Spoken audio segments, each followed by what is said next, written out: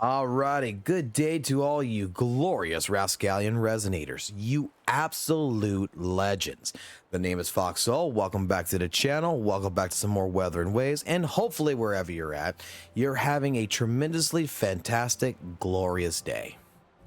So, I'm going to drop a topic on the table here, and it might be a rough one, but, you know, I think it's something that we should try to have a conversation on, if that's okay with you. And that is the overhyping of Wuthering Waves. All right, before you get your pitchforks out and start coming at me on this, let me just explain a little bit first before we get into the video, that this video is not saying that you shouldn't hype Wuthering Waves.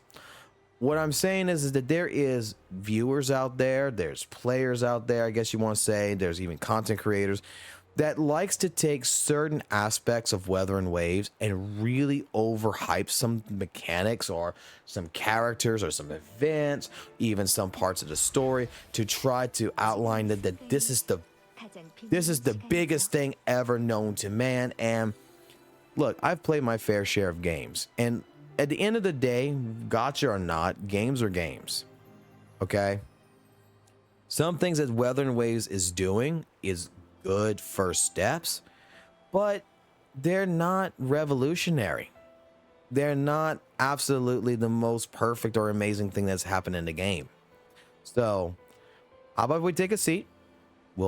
I'll crack us both a cold one, we'll relax a little bit, and we'll dive into the conversation.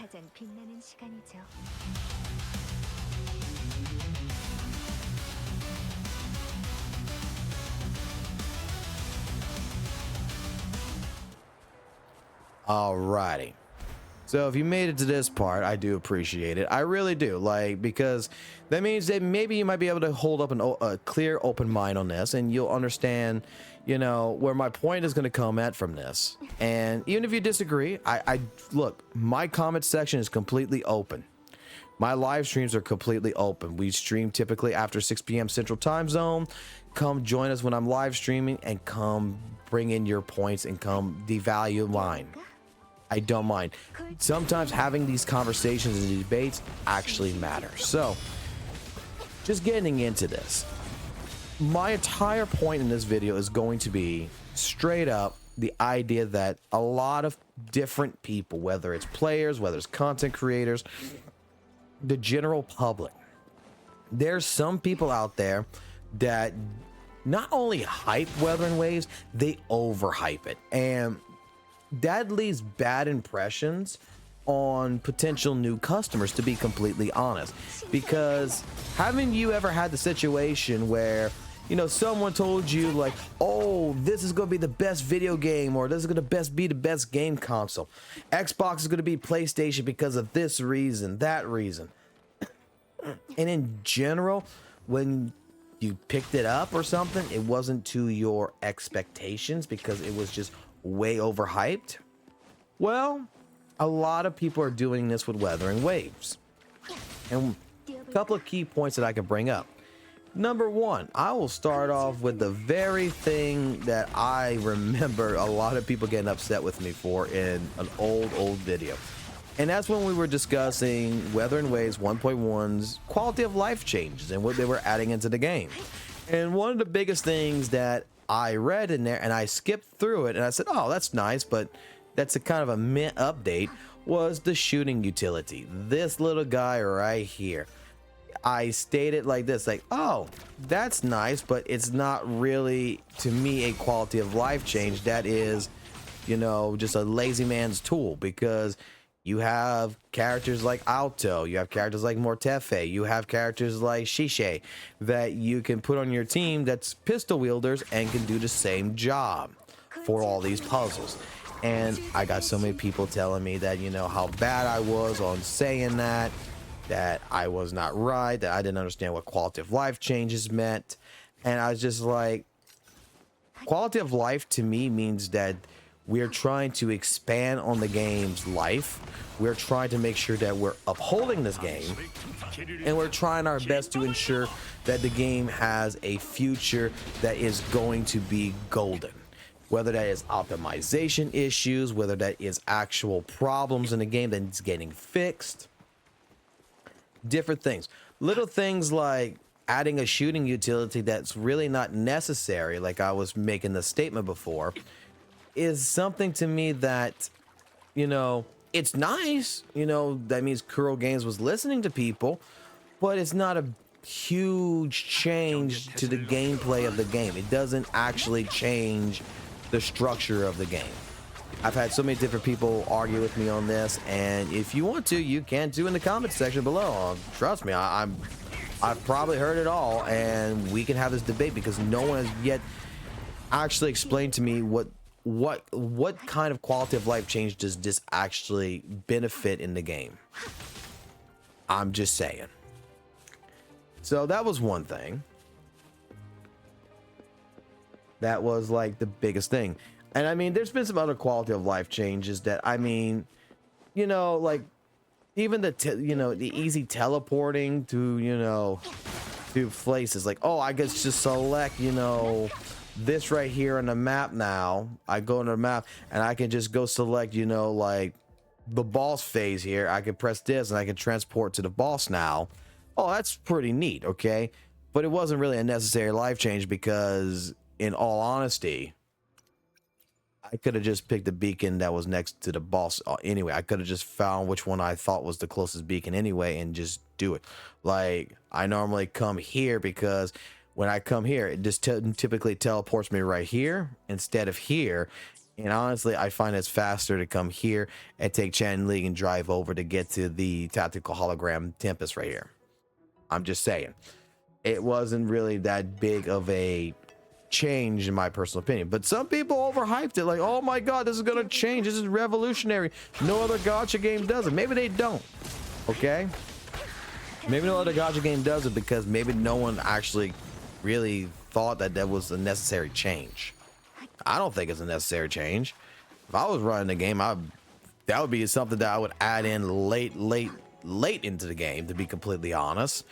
Like quality of life changes that I rather see is things that, you know, overall help the player's experience better in terms of like resource management. Like a good quality of life change that I completely agree with, that, you know, it's not really talked about compared to something like that, is that when you're looking for certain materials like certain flowers and stuff like this, like let's go find the flowers stuff right here. Hold on. Okay, I can click this now. I can go find the source. I can go to collection spots, and guess what? It's going to bring me right to the collection spot. It's going to put me right there, show me where it's located at, and it's going to give me little hands icons over all the flowers. So you see, a quality of life change like that, yeah, you know what? I hype the crap out of that because that is actually a necessary quality of life change that I believe needs to be overhyped compared to a shooting utility or teleporting directly to the closest teleport. Okay. Now, other things that I will mention that, you know, in WutheringWaves that I think gets overhyped is, you know, events. There is some events in this game that I think that a lot of people talk about and overhype, especially like the co-op event. How many people have I heard about the co-op event? Oh, we love this. And you know what? It's great that you love it. Don't get me wrong. But when I hear things about like, oh, this is so revolutionary, no other gacha game's done this before, I'm sorry to tell you that there is other gacha games that has done this and has implemented this a lot better. Okay, the co-op event, to be completely 100% honest, is not that good. It's a great first step in my personal opinion, and that's why I like it, but it's not necessarily the best thing Kuro has done yet. Oh, I can already feel a cold wind crossing my back from saying that, because there's going to be some people who is definitely going to hate me for saying that. But hear me out. There is games, and I'll use one for an example. There's a game that I used to play that I stopped playing because, in all honesty, the entire game's kind of shitty. But the one part of the game that was really good was the network side, and that was Devil May Cry Peak of Combat. There was the boss raid mode that a lot of whales, that a lot of free-to-play players would go, and it was a permanent event that you can go to, and you could play it originally it was like 3 times a week, and then they extended it to 12 times a week, to where you could just go in there and just do boss raid and collect different. It was like its own little gotcha game where you had a chance to get a free, like in this game, I'll use this game's terminologies in that you would get free summons, so you would get free tides in there. There's a chance you would get a free tide to summon a character. There was a chance that you would get, you know, a free forge to summon a weapon. There was a chance that you would get, you know, a lot of shells, you know, a lot of currency. There was a chance that you would get some material items. There is a chance that it would even drop you a standard 5-star weapon in that co-op mode. But the way the co-op mode in that game handled was it handled it to where it would bring in people. You would come do this event, and straight up you could do it as much as you want, and you would help carry people. And it was a good little event that actually, you know, brought a lot more to the table than just reusing assets. They actually created a whole 3 brand spanking new bosses that was nowhere else in the game, just in this co-op event that we would fight. And then later on they added more bosses to it, and these bosses were actually fucking hard, and people needed to actually work like a team in order to complete them. The co-op event that we got right now in this game that everybody's claiming to be, oh, this is revolutionary, this is the greatest thing. No other gacha has done this. I'm sorry to tell you. Like I said, Peak of Combat did it. Peak of Combat did it 10 times, if not 100 times better than what Curl's done. Because in all honesty, what we got in this was 2 sides, one with points that you fight the bosses like they would be normal fucking baby bosses, and the second side, which is you're fighting nothing but the tactical hologram bosses with people. Like, it's the same thing you're already doing. The only difference now is you got these echoes and gives you some different buffing, so that way you can go through it a little bit easier. And you got a revive mechanic, so if you die, oh, you come back to life as long as your friends stay alive. It's just you versus basically a tactical hologram boss or boss in general together. And it's not bad, but it's not something that some channels I've known of, and I'll probably talk about this later on by saying, you know, especially content creators over exaggerating shit. Like, it's not something that is completely the best. It's not something that's perfect. It's not something that's revolutionary. So keep that in mind. I will even go into saying that, you know, even the story mode of, you know, the story itself of WutheringWaves is not that great. There's a lot of the story that, I will be honest, that is just, you know, take it or leave it, hit the skip button. I'm gonna be honest, like some parts of the story has, when I first played it until now, lacks deep emotional connection between you and characters. And that actually changed with 1.3. I'll give it that. 1.3 changed it to where Shorekeeper's story actually made you kind of care for the character. I think it kind of overcomplexed it, to be honest. But look, the story wasn't my thing. I think that some of the companion stories are pretty damn cool and they're really hype. But I think in general, the story itself is just way overhyped. When some people are going to say that, oh, the writing of WutheringWaves is so amazing, it's so great. I'm sorry, bro. I don't think the writing's that good, because when I first started WutheringWaves, I stayed here for 11 hours straight playing the story mode. And I almost fell asleep in my chair several times. It's just your typical standard isekai anime. All right, the story is very generic. The companion stories, though, I will say the companion stories are something that's very unique to me, and I think they're good. But the story itself so far, I'm hoping Kuro will, you know, do some rewriting here or there for future wise, and the cooking will start on the story, because so far a lot of story has just been meh. I've talked to a couple of different people about this one, and we all kind of agree that, you know, companion stories aside, companion stories, Lin Yang, Yin Yan, Jian, Chang Li was pretty good. 1.1 with Jin Shi's because she was part of the main story, that was pretty good. Nothing to really overhype about, but that was pretty good. Shorekeeper story, kind of the same thing. Like, I give Shorekeeper story, you know, I've said it already, I give Shorekeeper story like a 7 out of 10. It was good. It kept my interest for what I've done. And a lot of it still was somewhat, you know, too yappy. And you're trying to give me to feel for a character, but you're not trying to, you know, naturally make it happen. You're trying. This is the problem with WutheringWaves story that I see in a lot of case scenarios, from the beginning to what we got now.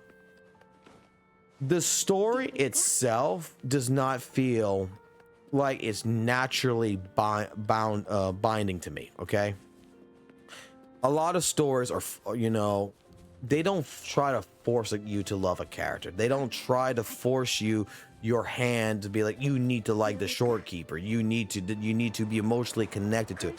They let it naturally happen. They let it to where when you watch the story, you know, you get feelings for this character. And Berserk is a great example of this. Berserk, from the beginning to the end, you develop feelings for each and every one of its characters, from Guts to Griffith to Casca, and you honestly feel betrayed by the end.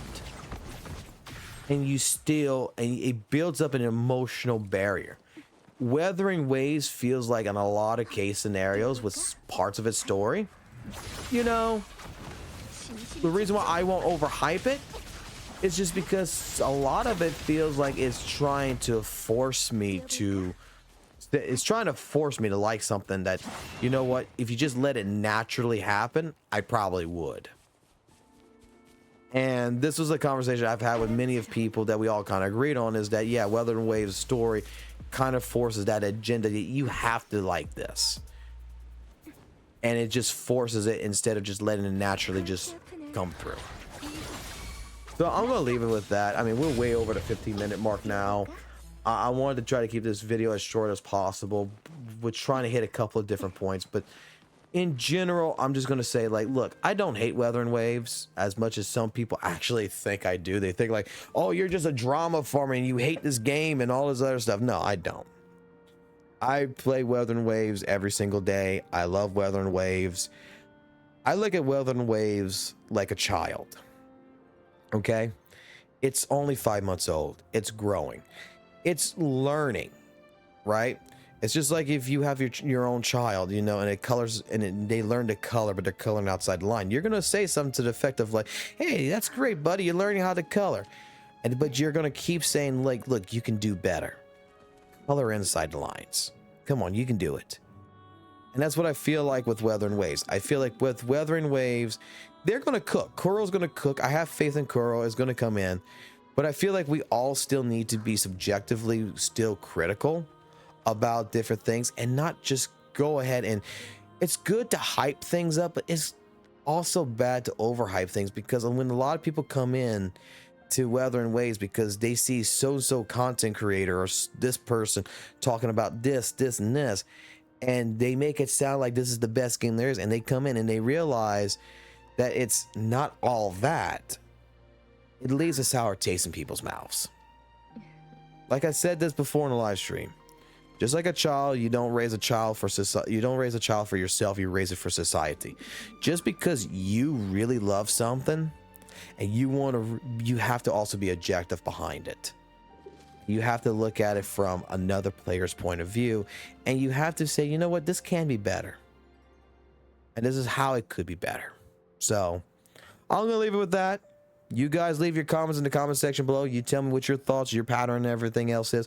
Come to the live streams, you know. It's an open platform. No one gets banned unless, you know, you're using slurs or some shit. but otherwise is an open platform for anyone to have a conversation. And until next time, guys, keep it classy, keep it real, and always keep it jazzy. Catch you on the flip side. Peace.